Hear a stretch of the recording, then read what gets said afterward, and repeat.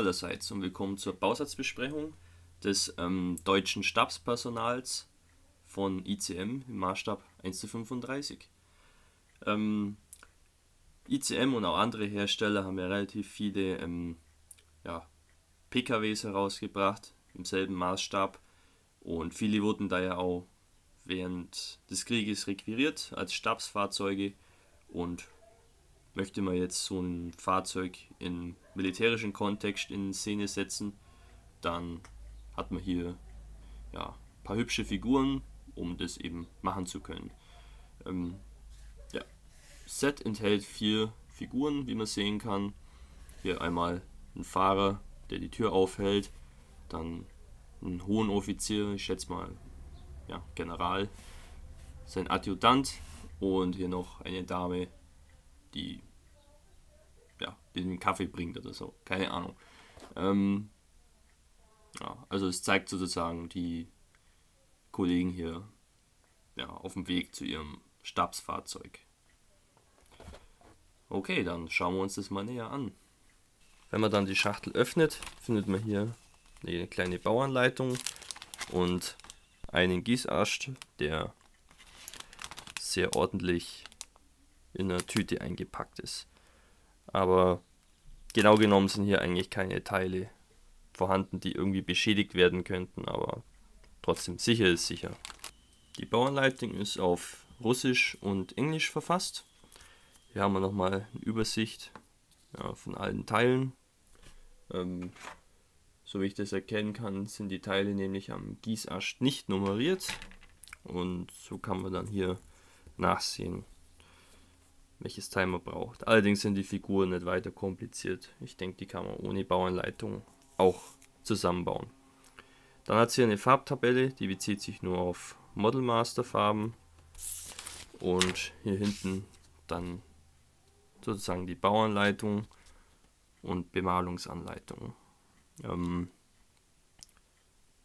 Wie schon gesagt, Figuren zusammenzubauen, das ist eigentlich selbsterklärend. Sollten aber irgendwelche Unklarheiten bestehen, klärt das hier dieser Plan. Was die Bemalungsanleitung angeht, das finde ich ein bisschen unübersichtlich. Hier wird nur mit diesen Buchstaben die jeweilige Farbe angegeben. Da würde ich dann doch eher das Packungsbild zur Rate ziehen, beziehungsweise externes Referenzmaterial, zum Beispiel Bücher oder was man so an Bildern im Internet findet. Hier dann der Gussast.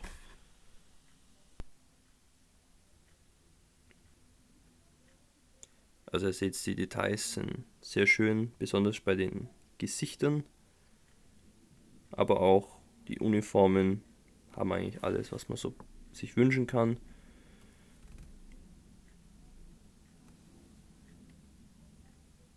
Figuren bestehen natürlich aus mehreren Teilen.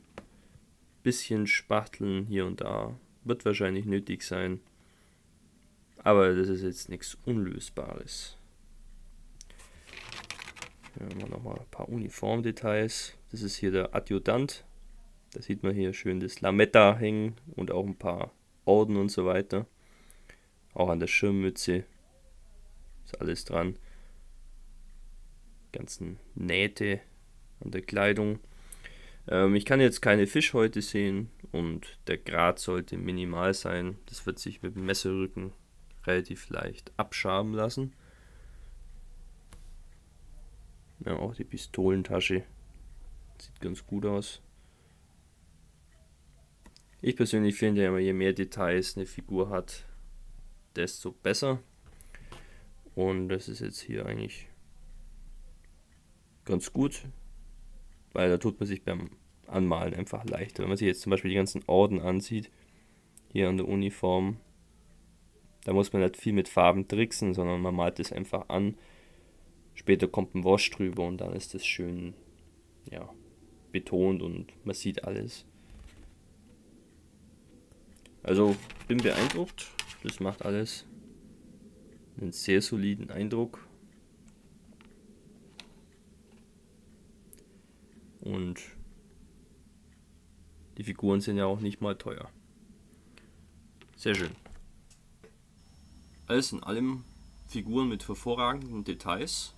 So kenne ich das eigentlich auch von ICM. Die hatten eigentlich nie wirklich schlechte Figuren.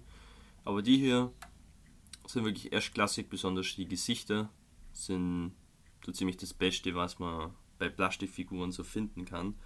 Man könnte das natürlich noch toppen mit riesigen Köpfen zum Beispiel. Die muss man natürlich aber erst extra zukaufen.